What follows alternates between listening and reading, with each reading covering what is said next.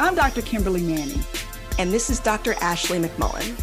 And you're listening to the Human Doctor Podcast, where we explore the human side of medicine, along with teaching, living, learning, and all things in between. Using the power of storytelling, conversation, and connectedness. Hey, we're two dope academic internal medicine doctors, but we ain't your doctors. So if you perceive anything we say here as medical advice, no, it ain't that. Also, the things we say, they only reflect our brilliant Black woman magic mind and not our employers. You could have been anywhere, y'all, but you chose to be here with us, and we appreciate you. Let's go. Hello, how art thou? Thou art good. You know, Okay. It's like been rainy and dreary out in the bay the last couple days, and I never know what to do when it rains. I have to sit inside. Like I can't handle it. Clutches pearls. Oh my goodness. Well, we've had our fair share of overcast weather here in Atlanta. Had a few really nice, we had a nice weekend actually. Nice blue skies. But lucky for me, I got to be inside of Grady Hospital for a good portion of it. One of my favorite moments of my weekend rounding was this patient I had been taking care of literally for a whole week. I came in on Valentine's Day and I have this pink scrub jumpsuit. Oh. And then I had a red jacket over it. It was quite festive. Wow, that's a lot. And I had on some red sneakers and I had my red readers on. So it was a lot happening. He looked me up and down. He was like, you know what? You look good. And I was like, thank you. And then he looks over at the guy in the bed next to me and goes, don't my nurse look good? So I was like, oh, okay. You know, I'm not a nurse, right? No shade to nurses, but you know, I'm not a nurse. He looked at me. He was like, what are you? I said, I'm a doctor. He said, you a doctor? I said, am. I said, man, I've been taking care of you for a whole week. And you mean to tell me every time I come in here, you think I'm your nurse and not. He said, I thought you was my nurse. I was like, the nurses wear blue at Grady Hospital or white. I was like, I haven't had on blue or white any of those days. He's like, shit, I thought you was the head nurse. You just wear what you want to wear. You know, every female physician listening to this is laughing through tears right now. No, I mean, you know what? I like that TV show on HBO, The Pit. And like the person who's running the whole emergency department is the charge nurse. I mean, I was like, nurses be bosses. Yeah. Well, I was like, you know what? That is a compliment. I said, but I have come in here every day and said, hey, it's Dr. Manning. He was like, yeah, I really didn't know what you meant by that. I was like, we laughed about so now every day when I come in and see him on rounds, he's like, what's up, doctor?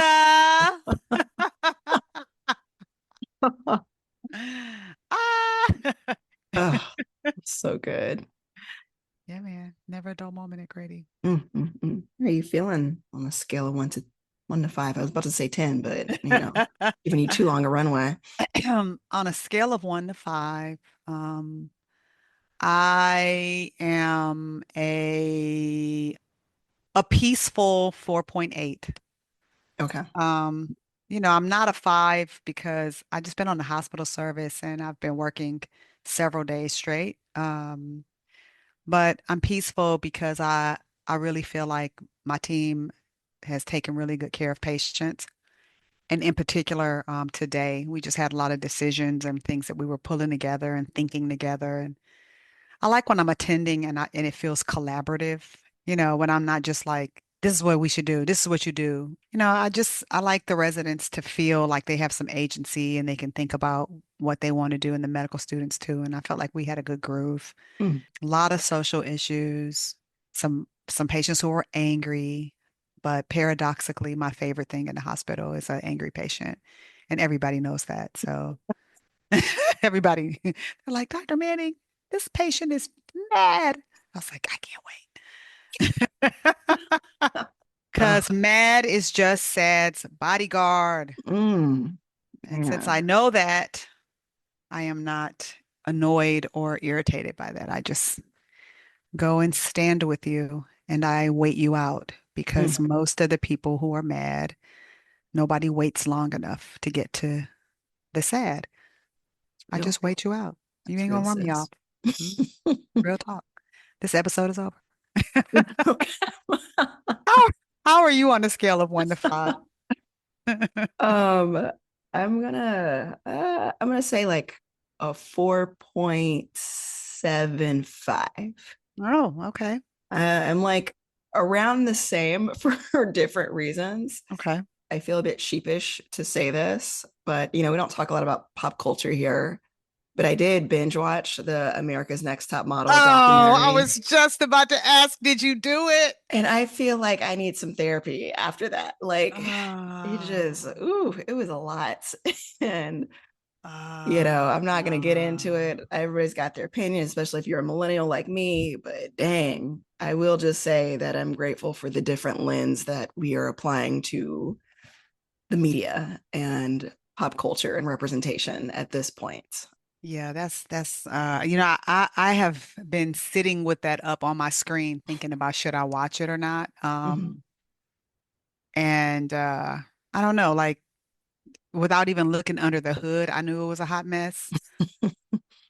But sometimes you don't want that confirmed for you. Exactly. I mean, but again, like, a documentary, quote unquote, on a streaming service is still kind of serving a particular narrative. So you do have to Wow. take that with a grain of salt. I did like the fact that this one felt very much more empowering, at least for the contestants. Okay, that's And that good. part I did appreciate, That's good. I do know that from what I've heard about it, it's a lot of fat shaming going on and a lot of stuff that like messes with people's image and how they see themselves. And that's really sad. And Yep. I mean, I'm no Tyra Banks fan, so like let me just make it clear before y'all at me. I do think that that culture, that modeling world culture at the time that she was in it, though, is probably very unfortunate and probably led to her forming a whole bunch of ideas as this sort of lonely only. Yeah. I do think it's worth the watch, if anything, so we can talk offline about it because I want your opinion. Oh yeah, I'm Yeah. already intrigued. Now that I'm Yeah. off of the hospital service, I will be diving into some mess. Yeah. Oh, okay, Yeah. that's good. That's But good. anyways, that's where I'm at on this day. Anything else you want to tell the people? I would The like to tell the people that I had a lovely Valentine's Day, and not because of all of the commercial reasons people have a lovely Valentine's Day. I had a lovely Valentine's Day because it just gives me an opportunity to pause and feel grateful to have a partner who chooses me over and over and over again and who I just never feel uncomfortable in front of. mm, I was listening to a podcast recently. I think it was on Hidden Brain, one of my favorite podcasts, but they were talking about people sort of being vulnerable and showing parts of themselves that could be embarrassing. And I never feel mortified around my husband. I've never not wanted to change my clothes near him. mm, I don't know. I've never felt that way. I always feel like I'm his ideal. And that is a really good feeling to have because I had never, ever, ever experienced that before in a relationship. mm, So there's a lot about like being in relationships that can make people that looks really shiny and pretty for people, but the best part about, a good relationship is not the stuff that people can see. It's what you know for yourself. And it's like knowing that like you can walk in the bathroom while I have a pair of tweezers out, plucking from my chin a terminal hair that has decided to grow out of my chin, black and wiry. And as I am plucking said wayward strand out of my chin, I am asking you, what do you want for dinner? And you walk in there and you say, I don't know. Let's have leftovers. I mm. was like, this is the life, man. That Yeah. may or may not be what was going on Valentine's Day. Wow. Never has anyone painted a more romantic scenario. Yeah. Like, Yeah. Love is pulling a hair out of your chin in mm, front of the person that that you love when you really ain't looking to grow no beard.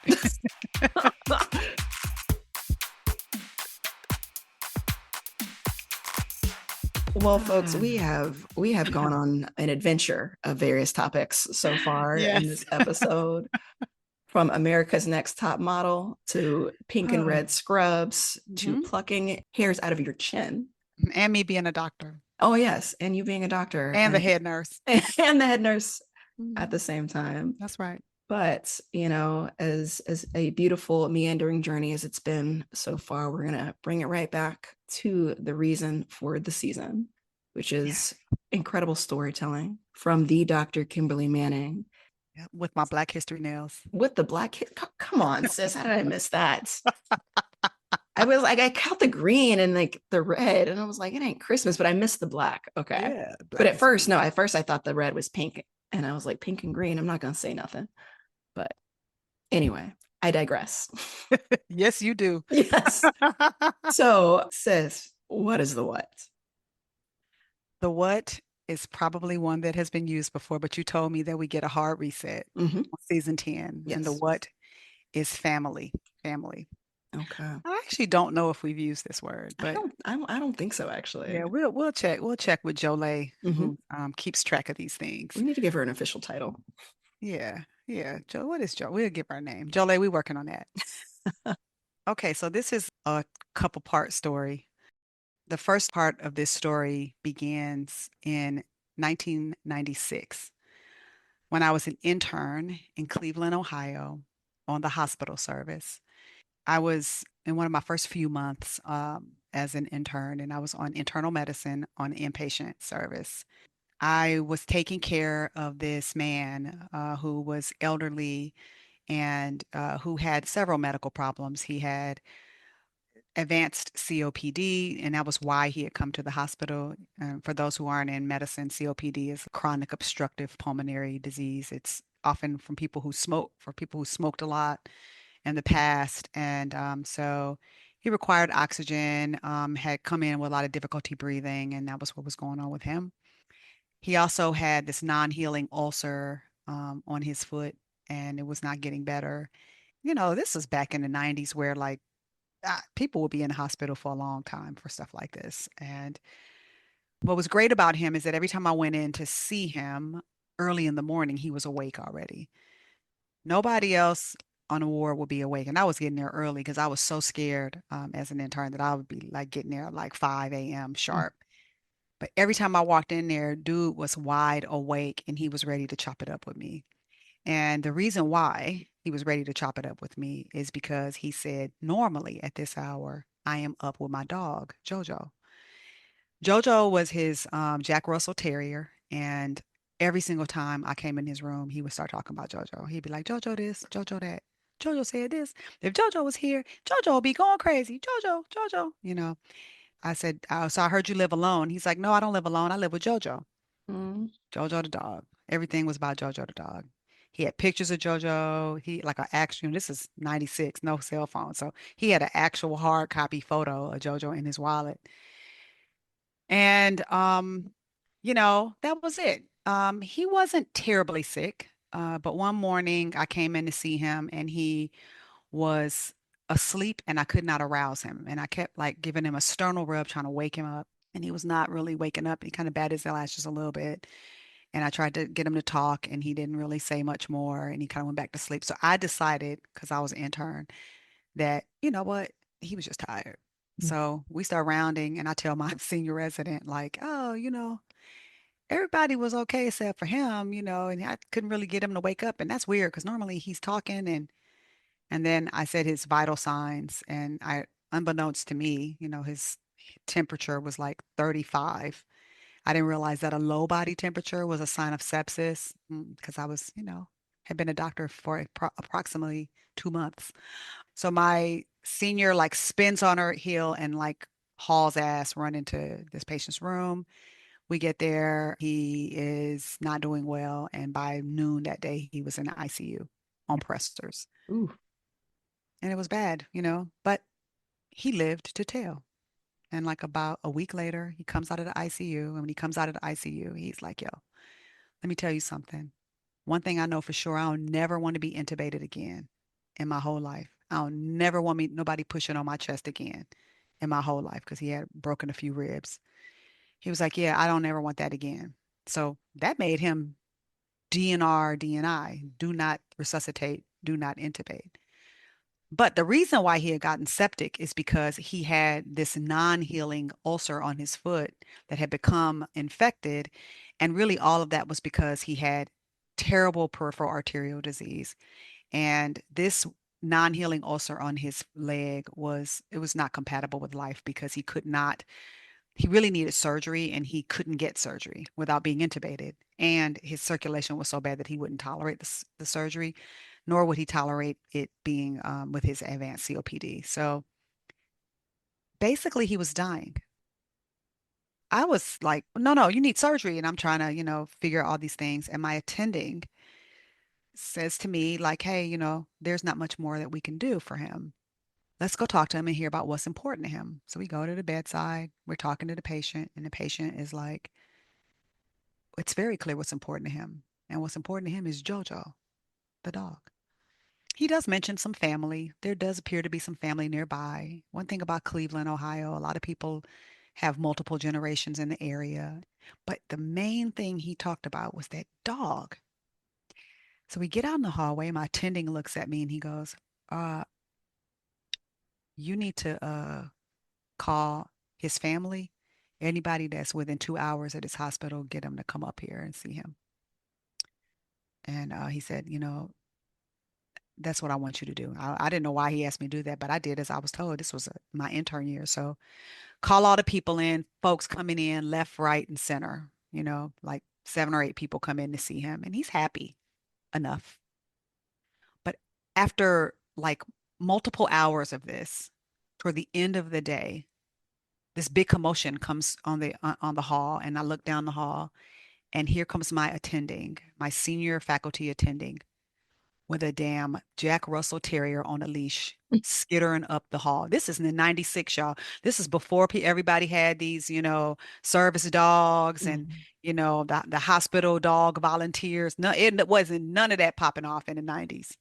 This was like a real super ultra Jedi move of him.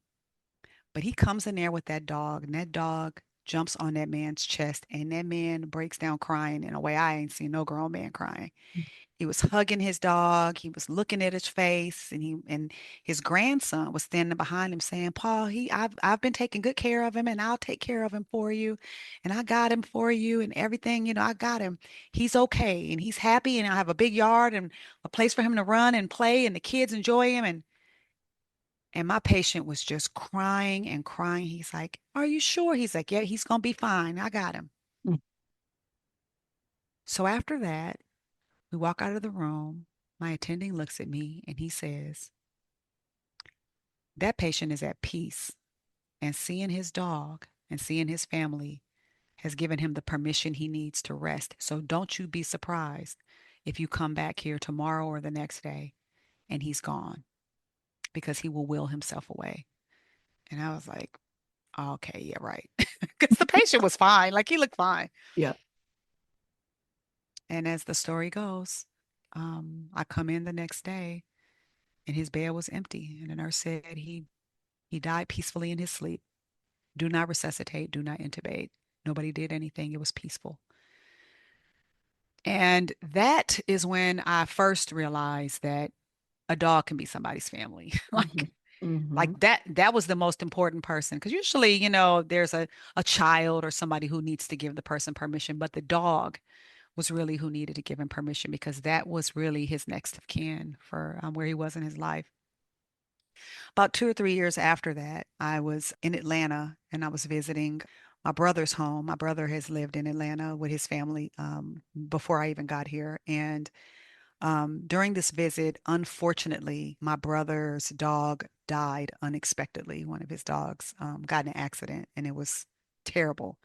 My sister-in-law, who is a veterinarian like my brother, was not home. She was out of town, and I was the only one there with my brother. And he was absolutely despondent. Now, I ain't no dog person. I had not ever been no dog person. I ain't scared of dogs, but I did not know what to do with the way that he was grieving. I was absolutely like, yo, this is crazy. So I was trying to think about what to do. So I called my sister-in-law. So she's freaking out, but she's like, call Bert. That's one of my brother's best friends. Bert worked at the Atlanta Zoo. I was like, do you have a number for him? Now remember, this is like a late 90s. It's like everybody, got cell phones just on them all the time. So I call the Atlanta Zoo. I'm going through all the operators until finally I get to Dr. Bert Davis. He gets on the phone and I'm like, Bert, uh, uh, so this is Kimberly. I'm here in town. I'm here with Will. Meshack died. Meshack died? I was like, yeah. He's like, where's Will? And I was like, where's Elvis? Elvis is the other dog that they have, who is Meshack's litter mate. This is Oh, all like, I was like, I don't know where Elvis is. He was like, eh, I'll be right there. He hangs up the phone, leaves work, and comes to my brother's side, where this grown man busts through the door and is hugging my brother, and they are crying hysterically. oh my As God. I, a human doctor, looks on in bewilderment, not understanding this whole situation. I was like, oh my God, this must be some veterinarian stuff. But okay, all right. Fast forward a few more years Hmm. Hmm. to the year of our Lord, 2007. I had my first child in 2005. And when he turned 2, he said to us with the little words he had, he wanted a dog for his birthday. And we told that child, we'll get you a dog. We bought him a little stuffed puppy. He got more words when he got to be 5. And at 5, he said, I want a live dog for my birthday. And we were not a live dog people. So we said to him, okay, son, listen, we will get you an alive dog, but we will get you an alive dog when you are 10 years old and you can walk said alive dog. You know, we just go on with life, la la la. And like 2 days before my son was about to turn 10 years old, I'm talking to my dad on the phone. And my dad was like, yeah, I was talking to Isaiah and he's all excited because he said he getting ready to get a dog. I was like, what? This is I ain't five thought years about, later. oh, this is 5 clean years later of not even talking about it. That man stuck that on a post-it note in his soul and he been waiting. He's like, Grandpa, I'm getting a dog. I'm turning 10. My parents promised at 10 I could get me a dog. And he didn't bring it up at year, 6, 7, 8, or 9. He just waited on 10. Hmm. And so I was like, oh my God, did he sound serious? He was like, oh yeah. Told my mama the same thing. I was like, oh my. So I go to Harry and I was like, yo, we gotta figure this out. I think Isaiah thinks we're getting him a dog. And he was like, okay, well, let's just go get him a dog. I'm like, whoa, whoa, whoa. We can just get any old dog. Now I gotta prepare for this mentally because, moms be taking care of small mammals in homes. So I'm like, yo, we gotta make a plan. So we sit Isaiah down right before his birthday and explain that we are going to get him a dog, but we need some time to prepare and research what kind of dog and what's the best dog for our family and what's the best temperament for our kids. We just want to make sure that we do this the right way. So 8 months later, we get a dog, and that dog is Willow, who, I mean, if you are part of this podcast, you've probably heard me talk about Willow before. But Willow is our Labradoodle who grew to be 80 pounds. And after like about 2 years of having him, we just could not imagine how did we not have a dog Mm. all this time. We're like, how did we not have a dog? I mean, people say that the mom and it ends up being the mom's dog. It's not true. Our kids really helped with Willow a lot. And Harry got up every day and walked Willow 2 miles every morning. And probably Willow, Harry was Willow's person out of everybody. But I mean, time went by and this just became such a part of our life. And in the pandemic, especially, this dog like had no idea there was a pandemic going on. And every day was like a surprise party. And he was hyped to see us and he was in a good mood. And he was like, isolate? What? Everybody's home. Yay, party. So, as you are probably hearing, I am using the past tense. Mhm. And a couple of weeks ago, unfortunately, we took our dog to his favorite place to play. And these wonderful folks at Barking Hound Village Lofts, where he likes to play, They called me and said, "Hey, Dr. Manning, Willow is not playful today. He's not himself." As it so happens, I was out of town, so I called my sister-in-law. She says, "Oh, you know what? I'll just go by and look at him." And she goes by to look at him, and she finds an abdominal mass, and that his gums appeared pale. Willow had a mass that had ruptured in his abdomen, and when they took him to surgery, it was something widely metastatic, and it was not compatible with life. Now, this is the part where I start weeping, but not just because of Willow, but because of my patient, because of my brother, because of my kids who were away, and because I have an appreciation for the myriad of ways the family can look.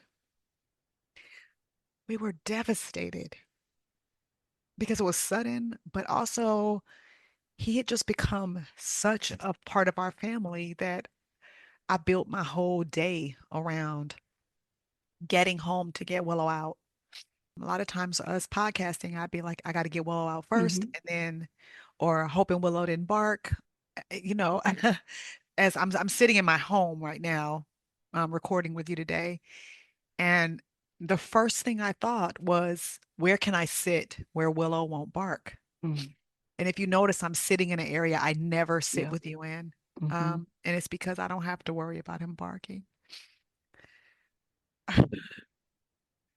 But I'm so sad about losing him because there is just an innocence about dogs. And I was not a dog person. I wasn't a dog person. But what I am is an Isaiah person. Mhm. And my child wanted a dog, and we promised him we'd get him one. But the people that were probably the most blessed by that dog, especially after our kids left and we became empty nesters, was us. Mhm. And the way people responded to us when we shared that Willow died, it was overwhelmingly moving. But it also made me realize how I had not understood people's grief with losing a pet. Mhm. But I'm being particular about dogs though, because there is something about the interaction with a dog that even feels different than other pets I've had. So to my patient, Mr. F, to my brother, to his dog's litter mate, Elvis, and to everybody who's ever lost a dog, my heart goes out to you because your dog is your family too. Mhm. Mhm. And just maybe your dog could be the one thing that gives you enough peace to rest eternally. Oof. I never thought I would be a person who would say something like that. Yeah. And I'm more glad than sad. I'm more glad than sad. But I am grieving my dog. Yeah. Yeah. Also, as a non-pet person, didn't grow up with animals, didn't really quite understand like the seriousness of kinship with pets. I think being a physician, particularly a physician to veterans, has really expanded my views on, Mm, not just like the value of pet ownership, but what pets can do for people. I've seen that particularly for some of my vets who've experienced some of the deepest trauma and isolation and difficulties with forming any meaningful social connections. And I'll see them with an animal, particularly with dogs. And we have a program to pair veterans with dogs, which is a really special program that I hope never goes away. But it's really transformative. mm, And I always like, there's that saying I used to hear that's just like, we don't deserve animals. mm.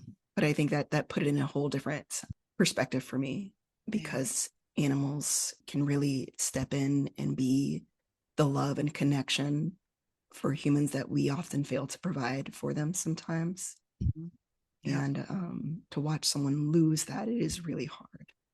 To me, it's one of the scarier things about pet ownership. I'm extremely fortunate, a wonderful handler at this center knew my dog well enough to say he wasn't himself. Hmm. My sister-in-law and brother are veterinarians Yep. who were in the neighborhood while I was out of town and who went to do a house call and examine him, took him with them, and took him to emergency surgery. I mean, Mm. how does that get any better? But those same individuals, my brother and sister-in-law, are already like, yo, so we don't want you to feel like it in any way diminishes the love you have for Willow, if you welcome another dog into your home, just letting you know that. So now my brother keeps sending me like random puppies. I'm like, bro, I just like,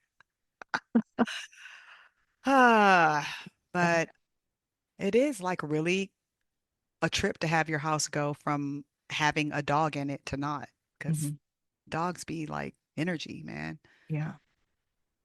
And I love the thought of veterans and people who've experienced trauma or who are in life transitions, having a companion that just loves you no matter what. Exactly. Exactly. Yeah. Yeah. They don't care if you done got fat. They don't care if you done got thin. You They got don't care hairs in your chin. if you got a hair on your chin. They don't care. Yeah. See? Yes. See? Just like a good spouse. You could be plucking your hair out your chin. Yeah, it Ah, is a beautiful thing. I mean, and I say this also as a certifiable cat person. I love the yeah. kitties, Hmm. but there is I do recognize the particular ways in which dogs can fill a special role in companionship. Yeah. Well, I mean, my people that are cat people, they go hard as cat people. So Hmm. I don't really want to, shade the cats out there, you Yeah, know. no, but create some space for Willow to be elevated here in memory. Yeah. I'm glad I got to meet him at least once on my most recent trip to Atlanta. You did meet my wubby wub, didn't you? Mm-hmm. Oh, I I didn't sure did. forgot. Mm-hmm. Except for him like jumping on all of our calls too. Yep, yep, and that's will forever be a part of the podcast, and Yeah. any Yes, future Manning puppies that make their way in here, and we'll have to debut as well. that's for sure. That's for sure. But family looks a lot of ways. And you can choose your human family too. Hmm. But sometimes the additional pieces of your family are dogs and cats and whatever type of pet you love. And the grief of a part of your family that's not human, I realize how significant it is. It's real, Yeah, I'm man. appreciating the significance of a furry member of your family. Mm. So shout out to the very, very best boy in the whole world, Willow Pepper Manning. Oh. And if you are listening to this and you are thinking about getting your kid a dog, get your kid the dog. Mm. You won't regret it.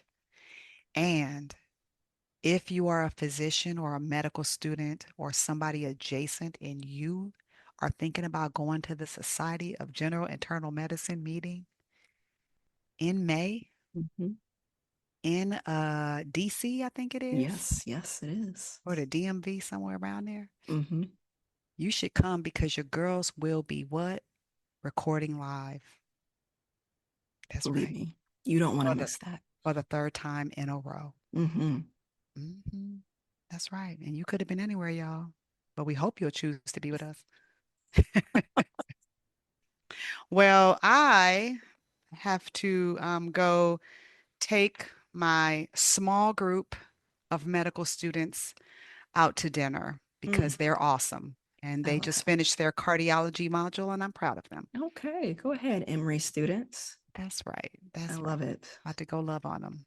Well, So, I might go watch something on Netflix other than what I watched before, just to cleanse my soul. Um, cleanse yourself. yes, Yeah, do but I that. need you to watch that so we can talk about it later. Oh, and I probably will watch it like in the next 36 hours. Text me immediately. Yes. All right, sis. I love you much. All right, love you too, sis.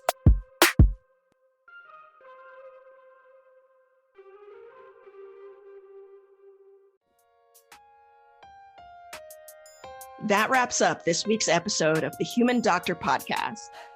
Special thanks to our favorite brother gastroenterologist, Dr. Chuma Obiname, for the beats. Shout out to the Dr. Ashley McMullen for editing and production. Mad love to our podcast family at The Nocturnist and the Clinical Problem Solvers, our Med Twitter fam. And especially shout out to all of you, our listeners. Until next week, remember, we see you and you are enough. Holla!